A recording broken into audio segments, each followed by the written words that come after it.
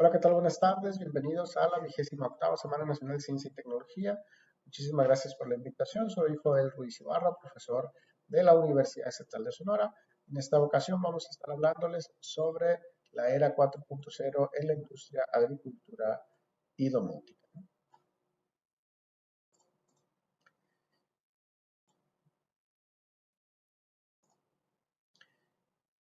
Las preguntas más difíciles generalmente suelen ser hechas por los niños, ¿no? Los científicos más exigentes son los niños. En una presentación de tema hablaban sobre los autos del futuro y un sobrino por ahí preguntaba por qué le llamaban el auto del futuro si ahí estaba. ¿Por qué si ya era tangible, si ya se podía manejar, si ya lo podían ver? ¿Por qué no lo vendían y ya de una vez lo usábamos? ¿Por qué teníamos que esperar al futuro? Entonces, en las que nos vimos para explicarle que para llegar de un prototipo a un producto final, pues se necesita todo un proceso de manufactura que permita bajar los costos de producción de ese producto y que pueda llegar a costos alcanzables por el usuario común. Entonces, esa reducción de costos la podemos tener gracias a las diferentes revoluciones industriales que han habido. De las primeras revoluciones industriales que hemos tenido, se dieron por allá en 1760, 1840, y tuvieron origen en Inglaterra. Esas revoluciones industriales pues, repercutieron en profundas transformaciones, tanto económicas, sociales, culturales y tecnológicas. Y generalmente estas revoluciones industriales pues se dan gracias a la unión, la convergencia de ciertos factores. Pero pues generalmente se deben a mejoras en cuestiones tecnológicas. La primera revolución industrial pues se dio gracias a la invención de la máquina de vapor, que pues, entregaba bastante más trabajo que la fuerza humana, ¿no? de los peones. Entonces teníamos también una energía hidráulica que podíamos echar mano para multiplicar los esfuerzos y teníamos por ahí cierto grado de mecanización. En la segunda revolución industrial viene la electricidad, también colaboró una producción en masa, una cadena de montaje y, y la electrificación de estos procesos. Después una tercera revolución industrial que gira en torno a la informática, donde podemos automatizar procesos. Tenemos tecnologías de la información y la comunicación como la materia que muchas veces vemos las TICs. Básicamente esas TICs generaron esa tercera revolución industrial. Y finalmente una cuarta revolución industrial que estamos viviendo actualmente, que se refiere a la digitalización de los procesos. Digitalización de cadenas de suministros, digitalización de bases de datos, digitalización de incluso de cosas, ¿no? Conexión, digitalización de comunicaciones, cuando podemos comunicar una cosa con otra y que ellas por sí mismas puedan tomar decisiones. Este es el paradigma del Internet de las cosas. ¿Cuántas veces no le hemos dado Internet a algo que normalmente no lo tenía y cambiamos completamente el paradigma de uso de esa cosa, ¿no? Hablando de cosas. Por ejemplo, el teléfono. El teléfono originalmente lo usamos para hablar por teléfono, para marcarle a alguien y comunicarnos verbalmente. Sin embargo, ahorita yo creo que es para lo menos que lo usamos. Ahorita una vez que se le dio la conectividad a Internet a los teléfonos, pues empezaron a ver mensajes SMS, mensajes de WhatsApp, mensajes de Facebook, y ya para lo menos que lo usamos es para hablar por teléfono, ¿no? Incluso por líneas telefónicas, ya las líneas telefónicas se están perdiendo. Un teléfono de casa ya es difícil o ya es poco común verlo, la mayoría son celulares, y los celulares por eso mismo pues los usamos más como acceso a Internet que como tal, como un teléfono celular.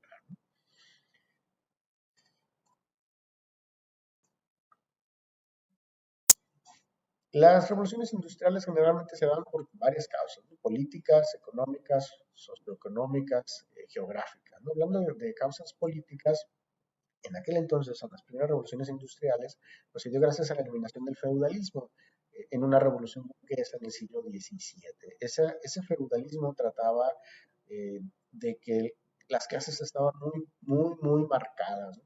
Si tú nacías con una profesión, con un oficio, o dentro de una familia con una profesión y con un oficio, difícilmente podías migrar o hacer otra cosa diferente cuando crecieras, por decirlo así. Yo como profesor nací en un nicho de profesores donde mis papás, mis tíos son profesores, pues yo en un feudalismo estaría obligado a ser profesor y difícilmente yo pudiera emprender a una empresa de otro tipo, ¿no? Y con la revolución burguesa y la caída de ese feudalismo, pues entonces aquellas personas que tenían la inquietud de la innovación y del emprendedurismo, pues pudieron entonces salir de esa clase en la que estaba y emprender e innovar eh, generando esta primera revolución industrial. También los cambios importantes de la política generan estas revoluciones industriales entre los sistemas capitalistas, socialistas o recientemente híbridos, ¿no? Que hablamos de sistemas eh, populistas o sociales, con mucho apoyo social. Logramos a veces también que eso genere revoluciones industriales, porque pues va a haber quienes se quejen de este tipo de políticas y habrá gente que aproveche y se monte en la ola y trabajando en conjunto pues pueda lograr estas nuevas revoluciones industriales.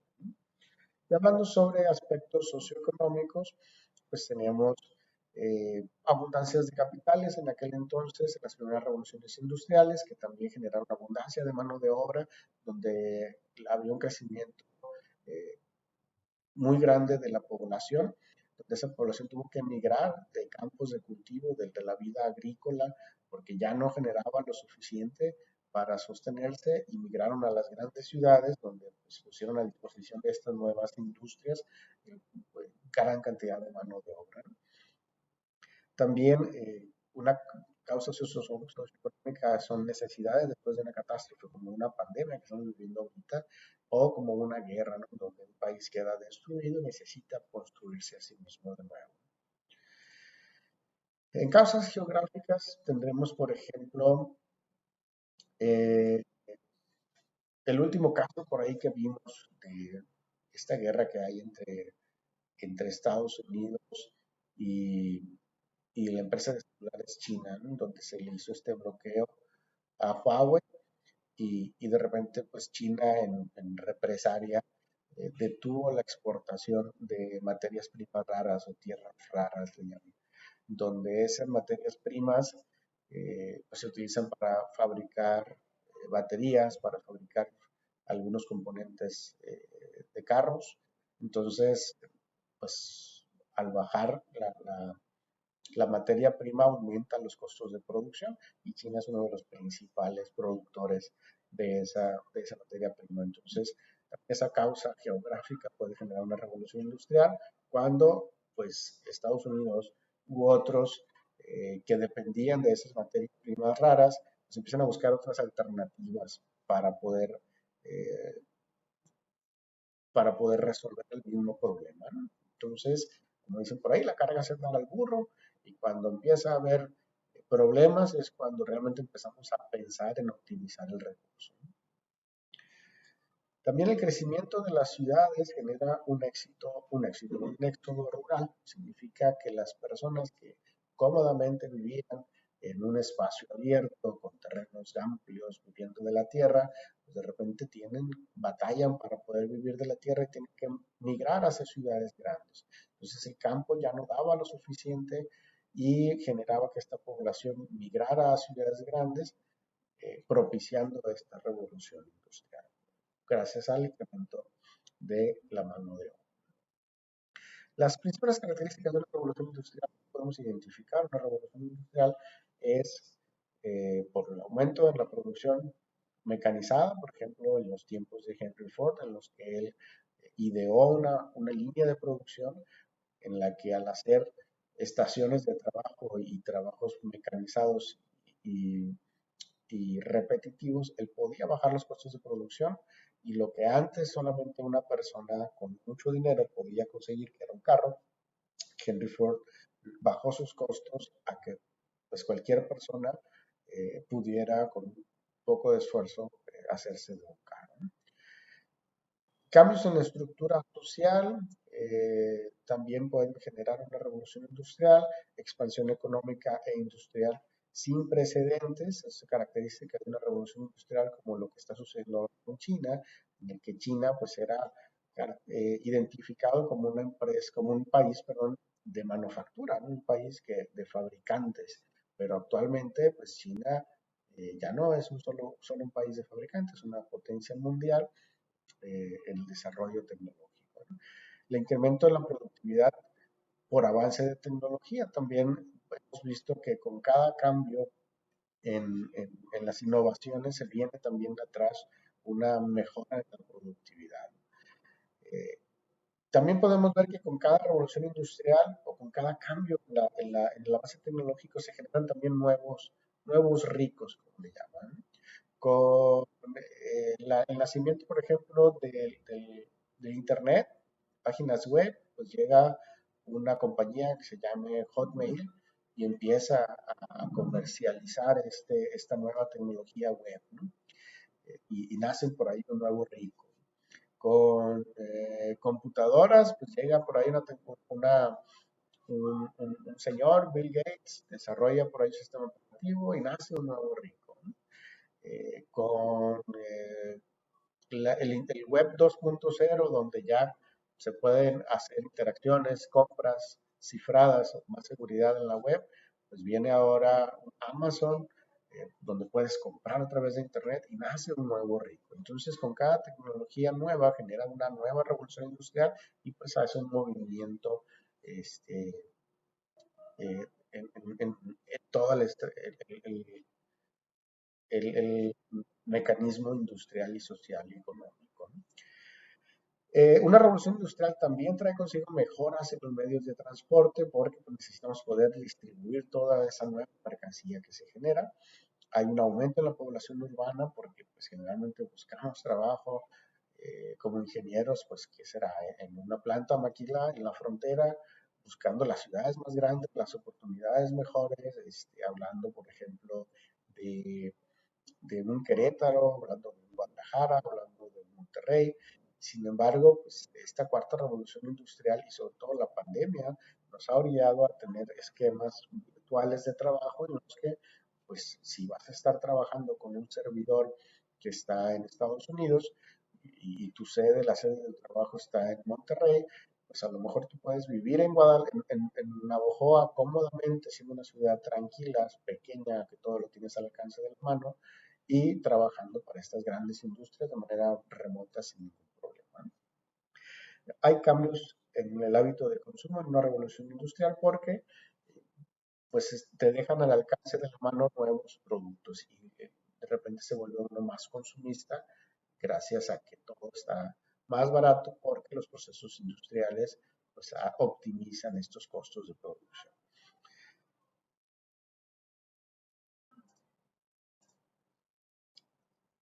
¿Cuáles son los inventos más significativos que hemos visto en las revoluciones industriales? Por ahí de 1767, las máquinas de hilar, donde originalmente lo hacían a mano, convirtiendo el algodón, perdón, sí, las fibras, ya sea algodón, o sea, el cabello, el pelo del borrego en hilos, pues ahora ya esta máquina lo hace más rápido, más eficiente, pues se genera esa revolución industrial, ¿no? La máquina de vapor en 1769, el barco de vapor en 1787, el ferrocarril en 1814, la bicicleta, la máquina de escribir y pues, en 1925 el transistor, ¿no? Que logra reducir muchísimo los tamaños de los equipos electrónicos. Y finalmente, en la cuarta revolución industrial, el Internet de las Cosas, que el Internet de las Cosas pues implica que podamos conectar toda una cosa con otra, ¿no? Y le damos otro sentido a las cosas. El teléfono, por ejemplo, pues ya, ya no lo usamos para hablar, ya lo usamos más para WhatsApp o para navegar, ¿no? Entonces, al darle internet a este teléfono, eh, se le da un nuevo paradigma, se le da un nuevo uso. Entonces, ¿qué tal si le damos internet, por ejemplo, a la ganadería? ¿Qué pasaría si nuestra ganadería tuviera internet. El Internet de las cosas aplicado a diferentes sectores, pues genera estas pequeñas mini revoluciones industriales, ¿no? El Internet de las cosas aplicadas a la casa, pues hablamos de domótica, por ejemplo. Hablamos de poder controlar desde un dispositivo, desde un teléfono o de un control remoto, poder controlar eh, todos los dispositivos de la casa. Aunque si la lavadora terminó de lavar, me manda un mensaje donde me dice ya puedes sacar la ropa. Donde si la lavadora ya detecta que el tambor está sucio, me dice, oye, tienes que limpiar el tambor, tienes que darme mantenimiento. O mejor aún, la propia lavadora se comunica con el centro de servicio de Samsung y le dice, oye, esta lavadora ya necesita servicio. Cuando yo menos pienso, me hablan para confirmar que tienen una cita conmigo para poder limpiar mi lavadora. Entonces, Internet de las cosas en la casa se vuelve domótica.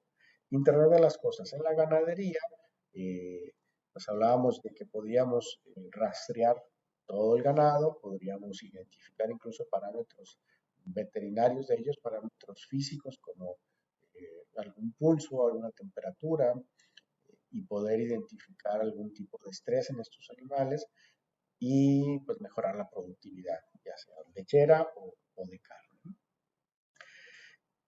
Asimismo, el Internet de las Cosas aplicados a la educación genera la Universidad 4.0, en donde ya estamos viendo pues que necesitamos herramientas como Meet, como Zoom, como Google, como YouTube, Facebook y diferentes estrategias para poder llevarles a ustedes toda esta información. Esta misma herramienta que estamos usando ahorita, pues es una estrategia como parte de esta Universidad 4.0 de llevarles información y conocimiento hasta pues, el lugar en el que ustedes estén. La web 3.0 pues habla de una evolución también hacia una web más semántica, una web con inteligencia artificial, donde va a ser más fácil encontrar información. Cuando intentamos buscar en algo que ya es muy grande, que ya es vasto de información, pues se vuelve muy difícil poder encontrar a veces algo, ¿no? Entonces, esta gran cantidad de datos se vuelve impráctica. Para eso necesitamos un nuevo paradigma de web y un nuevo paradigma de manejo de bases de datos. El Internet de las Cosas por sí mismo pues, genera una cantidad impresionante de información. Si yo en casa le pongo Internet a Tinaco, por ejemplo, para que me diga cuánto tiempo he estado sin servicio de agua de la calle porque hay alguna reparación, cuánto tiempo, cuánta agua gasto en un mes, cuánta agua reutilizo de la lavadora, cuánta agua necesito si ocupo comprar otro Rotoplas, otro Tinaco, perdón, sin el gol del anuncio, si necesito comprar otro Tinaco o no, y toda esa información solamente del Tinaco. Imagínense además si mis lámparas tienen eh, capacidad de conectar a internet, pues ellos me van a poder decir qué tan seguido las prendo, cuántas veces, cuántos encendidos y apagados me duró una lámpara, cuánto me consumió de luz. Entonces, toda esta gran cantidad de información se vuelve impresionante y hay toda una tecnología para poder procesar esta información. Y todo esto pues genera la era 4.0, ¿no? La era 4.0 es que llevemos esa conectividad al extremo de generar un metaverso. Recientes noticias hemos visto que en Facebook y este señor Mark Zuckerberg está proponiendo un metaverso en el que la industria 4.0, la ganadería 4.0, la universidad 4.0, el Internet de las cosas y la domótica, todo se converge en un universo paralelo en el que vamos a estar inmersos. Si normalmente cuando salió Facebook todo el mundo publicaba cada cosa que hacía, voy a ir a la tienda, voy a hacer tal cosa, y entraban a robar tu casa porque sabían que andabas para la tienda, pues ahora imagínense entrar a un espacio virtual tridimensional a través de estos lentes Oculus, en donde puedas visitar a tus familiares, a tus amigos en un contexto digital, ¿no? En donde tu casa va a ser un espacio completamente virtual y digital, ¿no? Eso tiene pues, dos filos por ahí, ¿no? Dos filos porque, pues igual que cualquier otro vicio que se puede volver vicio, pues va a haber todo un comercio dentro de este metaverso. Podrás tener a lo mejor una casa preciosa que compraste con dinero real dentro de este metaverso, como muchos juegos suceden también, pero tu casa real donde tú físicamente vives, pues que esté en condiciones muchísimo menos favorables, ¿no? Entonces, por un lado, es una oportunidad grandísima de reducir distancias y de interactuar, y por otro lado, pues es un riesgo de perdernos como entes sociales, ¿no? Perder ese contacto físico que también hace falta. Entonces, el Internet de las Cosas, dentro de esta serie de revoluciones industriales, por definición es la agrupación e interconexión de dispositivos que se puedan comunicar, sensores con actuadores, que puedas comunicar, por ejemplo, el refrigerador con el abarrotes de tu casa, y cada semana ellos te tengan ya una cajita lista con lo que tu refrigerador diga que hace falta. Tus tenis, hasta ahorita ya los tenis traen podómetros que permiten medir la cantidad de pasos que, que, que realizaste, o medir la intensidad de cierto entrenamiento, y te lo pasa al teléfono y a su vez a una cuenta en la nube que hace cierta estadística de conteo de calorías, de conteo de masa muscular, conteo de diferentes parámetros de salud y de entrenamiento, ¿no? Entonces, la idea del Internet de las Cosas es poder tener un concepto de comunicación máquina a máquina, o le llaman M2M. Este concepto es que, por ejemplo, el oxímetro de un paciente COVID puede estar conectado directamente al generador de oxígeno, donde si el paciente necesita más oxígeno, el generador automáticamente se regule, sin que el generador por sí mismo tenga una, un ese servicio, y sin que el eh, medidor de oxígeno tenga por sí mismo ese servicio, sino que es un, es un, es un paradigma que se agrega a lo que ya tenemos, ¿no? El poder hacer esto de Internet de las Cosas, poder asignarle roles diferentes a las cosas, lo podemos hacer gracias a varias herramientas, pero entre una de ellas, y la que más utilizamos en la Universidad Estatal de Sonora como parte del proyecto de investigación, ahí viene el primer anuncio. eh, Parte del proyecto de investigación de redes inalámbricas de sensores para la Universidad Estatal de Sonora, con fines de hacer esta universidad 4.0, utilizamos un broker de datos para Internet de las Cosas en un esquema o en una plataforma que se llama Node Red, y ese broker de datos se llama MQTT. Es un broker o es un protocolo desarrollado por IBM para poder hacer anuncios y recepción de datos a través de tópicos, ¿sí? Yo puedo definir un tópico que es, por ejemplo, temperatura, y todos mis sensores de temperatura se van a asociar a ese tópico, y yo cuando quiera conocer la temperatura de una habitación, me asocio a ese tópico, temperatura habitación 1, y todos los sensores que estén en esa habitación, pues van a estar publicando la temperatura en ese tópico. Cuando yo quiera conocer la temperatura en esa habitación, pregunto qué hay en este tópico, temperatura habitación 1, y voy a recibir toda esa información. Ese intercambio de información se da gracias a este protocolo MQTT, desarrollado por IBM. Y el Internet de las Cosas pues trae consigo algunos retos, ¿no? Necesitamos que esté de bajo consumo, porque cada vez los aparatos queremos que hagan más cosas, pero con la misma batería, ¿no?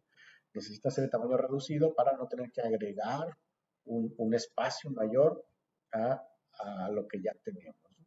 Necesitamos que sean sistemas on-chip, o es conveniente que sean sistemas on-chip, SOCs, que son los conocidos como sistemas embebidos, en donde son microcontroladores muy pequeños, muy tranquilos, muy sencillos, de baja capacidad, pero más que suficiente para ser bajos, para que tengan un bajo consumo de energía y suficiente poder de cómputo para resolver el problema. Por ejemplo, tenemos un módulo que utilizamos mucho aquí en la Universidad Estatal de Sonora, es 8266, una interfaz Bluetooth y una interfaz Wi-Fi. Con ella podemos hacer redes inalámbricas de sensores y monitorear parámetros físicos como la cantidad de agua que estamos consumiendo en la universidad para poder optimizar este recurso o la cantidad de luz que utilizamos a través de los aires acondicionados e incluso poder controlar el encendido y el apagado de estos aires acondicionados con base en el horario de clases o con base en la temperatura de la habitación, la cantidad de alumnos que están en la habitación o incluso en el horario de la temperatura externa o el horario de, de las actividades de la universidad.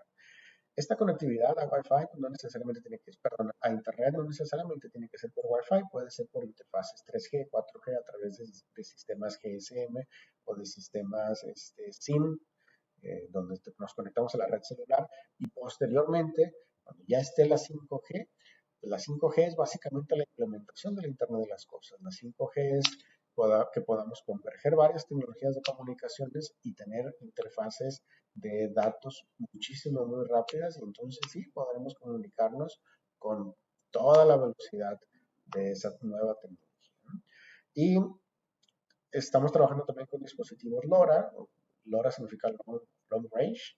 Son dispositivos que nos permiten transmitir al orden de kilómetros, 5, 10, 15 o hasta 20 kilómetros, dependiendo de las condiciones climáticas y de la alimentación que tenemos, con baterías incluso de 3 volts. Entonces, son dispositivos pequeños, de muy largo alcance, baja tasa de transferencia, pero suficientemente buena para transmitir datos de telemetría como temperatura, como datos de los pozos, por ejemplo, y podemos intercomunicar todos los pozos de la región.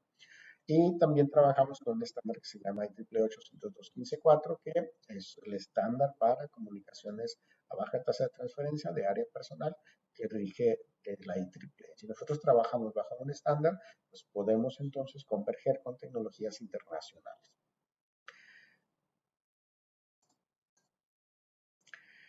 Antes de hablar sobre la cuarta revolución industrial, la industria 4.0, hablaremos sobre el Internet de las Cosas aplicado a lo más común que tenemos, que es nuestra casa, ¿no?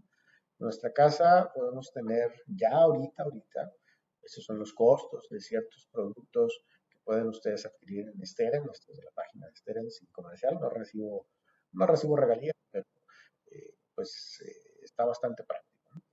Aquí tenemos, por ejemplo, una lámpara Huey. Esta lámpara te permite conectarte a internet y vamos a ver qué podemos hacer con ella. Podemos obviamente encenderla y apagarla por internet, pero además hay ciertos servicios web bastante útiles para poder controlarla. Tenemos por aquí un Echo Dot de Amazon, que es el Alexa, para poder ordenarle por voz que encienda esta lámpara. Y tenemos por aquí un adaptador en Wi-Fi, es un enchufe Wi-Fi básicamente, y por Wi-Fi podemos hacer que encienda Wi-Fi. Por ejemplo, ahora que viene el arbolito de Navidad, que podemos hacer por Wi-Fi que se encienda o que se apague, o incluso darle un calendario. Decirle, te prendes a tal hora, te apagas a tal hora. O mejor aún, conectarlo a un sensor, donde si el árbol empieza a incendiarse, pues el mismo árbol se apague y además pues, llame a los bomberos, ¿no? Entonces, esto sería el IoT aplicado a nuestra casa, los smart homes. Y los wearables lo que podemos vestir del Internet de las Cosas también trae consigo mejoras en la experiencia que tenemos, por ejemplo, a la hora de hacer ejercicio, ¿no? Ya podemos con nuestro reloj medir el ritmo cardíaco, medir resistencia galvánica, saber si estamos en qué situación de estrés, por ejemplo. Podemos medir también algunos parámetros del corazón. Eh, Igual podemos medir los pasos, podemos medir ciertas intensidades y ciertas trayectorias. Y toda esta cantidad de información nos permite correlacionarla y después buscar soluciones a problemas comunes, por ejemplo, COVID. Por ahí hay un algoritmo corriendo en el que los smartwatch intentan predecir cuando una persona, o intentan identificar cuando una persona está sintomática, por ejemplo, con base en toda la información que se ha generado desde que empezó la pandemia, de aquellas personas que ya tienen smartwatch y de alguna manera notifican que estuvieron en contacto o que a su vez tuvieron COVID positivo, ¿no? Entonces, toda esta cantidad de información nos va a permitir abrirnos a una nueva era de información, que esa es la cuarta revolución industrial. Una recomendación por si quieren entrarle a esta nueva era de innovación tecnología, pueden visitar esta página ifttt.com. El acrónimo significa if this, then that. Si ocurre esto, entonces haremos esto. Esto es la traducción literal. Esto significa que podemos hacer applets en los que definimos un trigger, definimos un disparador, y si ese disparador sucede, entonces hacemos algo con ello. Por ejemplo, ¿qué disparador podemos tener? De entrada, podemos pedirle que encuentre nuestro teléfono, ¿no? A este applet. Y pues, nuestro teléfono va a sonar o va a mostrarnos su localización en una aplicación de mapa. Obviamente esto ya lo traen nativo algunos teléfonos, pero los que no, sí podemos agregar. Podemos, por ejemplo, con los focos que acabo de mostrarles, podemos apagar automáticamente las luces cuando se registre que se bajó el sol. No es un sensor de iluminación. Si nos llega un eclipse y se oscurece todo, no se van a encender las luces, pero se van a apagar o se van a encender con base en lo que un registro de a qué hora ocurre la caída del sol, a esa hora se apaga. Entonces tenemos que estar asociados a un servicio web. Y algo muy común, por ejemplo, con estas mismas lámparas que acabo de mostrarles, sería este. Parpadear las luces cuando pediste un Uber y ese Uber ya está llegando. Ya sea un Uber, ya sea un Domino's, Domino's también está dentro de IFTTT. Si pides una pizza o pides un Uber y tienes una lámpara de estas Hue, de esta marca en particular, Hue, puedes asociarla con este script y puedes hacer que tu lámpara parpadee, anunciándote que ya afuera o cerca en una cuadra ya está tu Uber por llegar. Entonces, como pueden ver, no estamos inventando nada nuevo, sino que estamos juntando cosas que ya están inventadas y usándolas a nuestro favor, generando una cantidad inmensa de información. Toda esa cantidad inmensa de información y esta unión entre tecnologías, pues viene consigo a darnos la cuarta revolución industrial, la industria 4.0. Es una utopía de la industria, es por lo que saboreamos tanto los ingenieros que llegue esta cuarta revolución, porque entonces tendríamos lo más perfecto que hay en la industria 4.0 si esto se llegase a implementar de manera adecuada, ¿no? Es también conocido como el Industrial Internet of Things o el Internet de las Cosas industrial. Y es una comunicación, o se rige o predomina una comunicación M2M o M2M, máquina a máquina, donde las cadenas de suministro, las líneas de producción van a poder pedir sus propios suministros a los proveedores sin necesidad de que haya una intervención humana, entonces van a poder trabajar de manera más autónoma y más precisas con cada vez menos errores humanos, que consigo pues va a traer una mayor calidad y otra mejor rendimiento, mejores costos para los productores y pues, por ende mejores precios al usuario final. Esa industria 4.0 se viene escuchando a partir de 2011 con la implementación de inteligencia artificial en los procesos industriales, del Internet de las Cosas del que acabamos de hablar, de la generación grandísima de información a través de un concepto de procesamiento de datos con el Big Data, algoritmos que puedan procesar y sacar datos de bases de datos que sean relevantes. Esto le llaman minería de datos y aplicación de la inteligencia artificial en bases de datos. Y pues la cultura maker, la cultura de do it yourself, ¿no? Hazlo tú mismo. El que puedas o el que veas que tienes la manera, la capacidad y los recursos para poder hacer que encienda y apague la luz de tu casa a través de una instrucción de voz sin tener que comprar equipos altamente sofisticados, es parte de esa revolución de la industria 4.0. Entonces, los principales protagonistas de esta revolución son las grandes empresas como Oracle, como SML6, Smart Manufacturing Leadership Coalition, que es General Electric, que desde las primeras revoluciones industriales ha estado presente, y pues IBM con los desarrollos tecnológicos. Tenemos En la industria 4.0, la presencia de sistemas ciberfísicos. Estos sistemas ciberfísicos controlan las actividades de producción y la logística, pudiendo comunicarnos máquinas con máquinas y pudiendo relegar un poquito ahí la actividad humana y los errores que la actividad humana traen consigo. Tenemos también el uso de radiofrecuencia para identificación o RFID, que nos ayuda a controlar inventarios, nos ayuda a tener identificación de personal. Pero yo lo uso para poder acceder a las aulas a veces en ciertas universidades en las que también trabajo, o aquí para acceder a mi currículo. Yo tengo una tarjeta RFID en la que en vez de usar una llave, yo puedo pasar esa tarjeta por el lector y me abre la puerta. ¿Y qué diferencia hay? No solamente que se ve más padre, sino que además me genera información. El personal de servicios y mantenimiento tiene una llave propia, entonces, o bien lo puede abrir el celular con un navegador web personalizado, con una liga, perdón, para un navegador web, y pues esto me dice quién entró y a qué hora, ¿no? Yo tengo toda una bitácora de quién entra a mi cubículo y a qué hora lo hace y a qué hora sale. Entonces eso no me lo da una llave física, ¿no? No me lo da el cerrajero pronto, ¿no? Sin embargo, sí me lo da un sistema RFID. Para eso, pues son sistemas de trazabilidad que en la industria pues son altamente necesarios.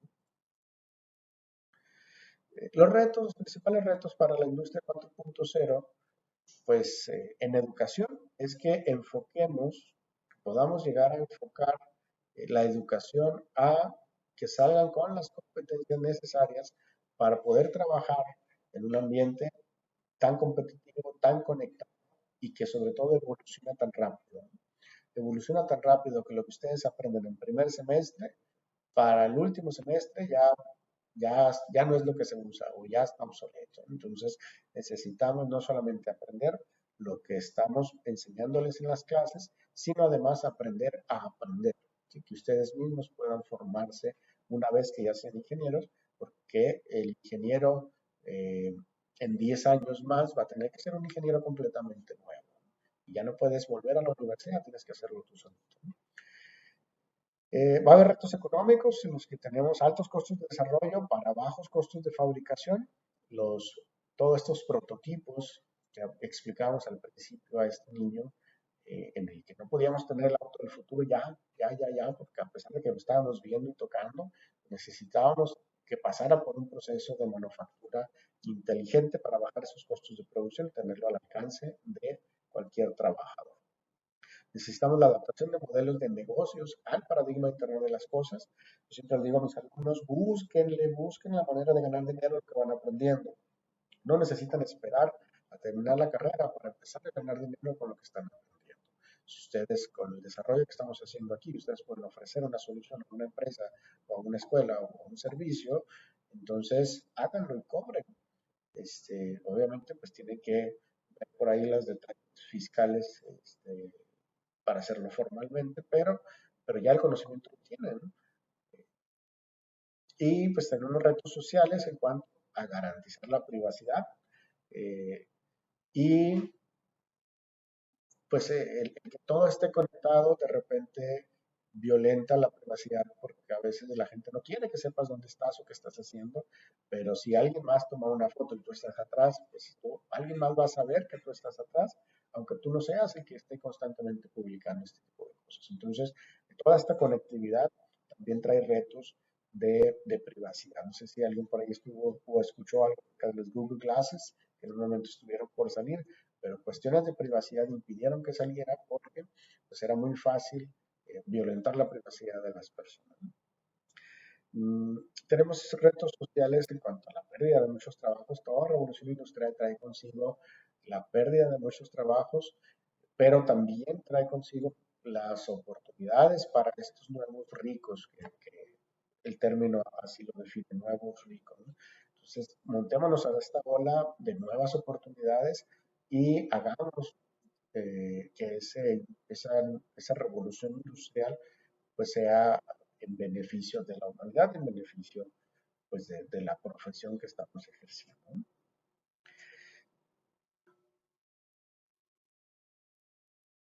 El Internet de las Cosas, hablamos sobre compañías como Oracle, como IBM, compañías muy grandes, pero el Internet de las Cosas está al alcance de la mano de cualquier persona que pues tenga la inquietud de moverle por ese lado, ¿no? Como los estudiantes de prepa, estudiantes de ingeniería.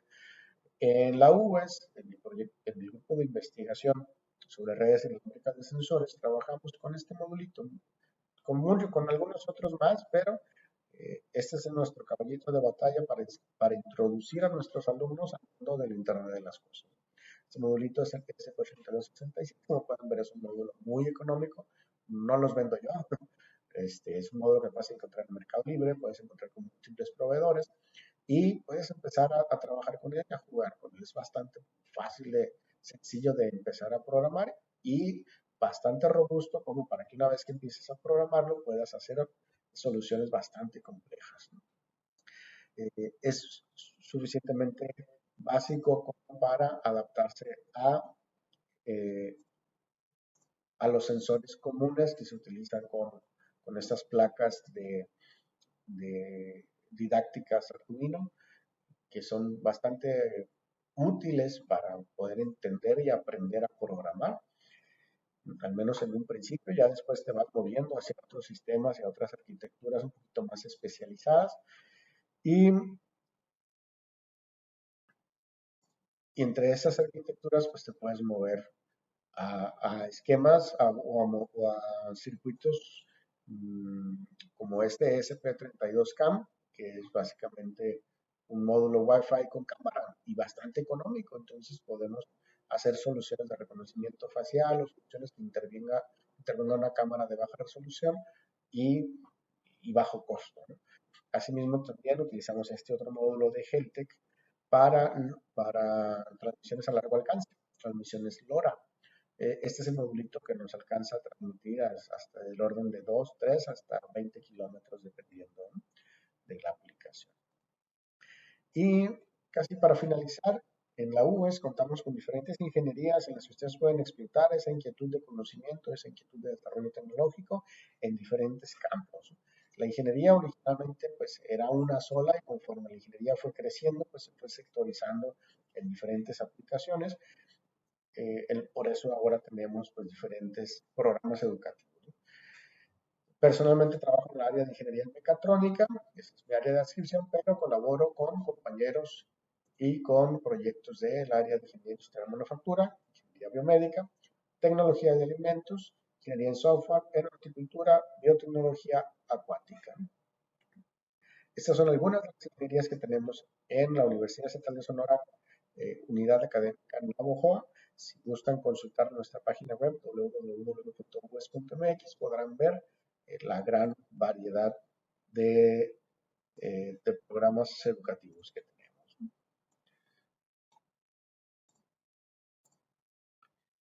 Y con eso sería todo. Muchísimas gracias por su atención. Cualquier duda, comentario o sugerencia, dado que esta sesión no es síncrona, estaríamos recibiendo sus dudas y con gusto contestándolas en este correo, joel.ruiz@ues.mx. Muchísimas gracias por su invitación y estamos a la hora.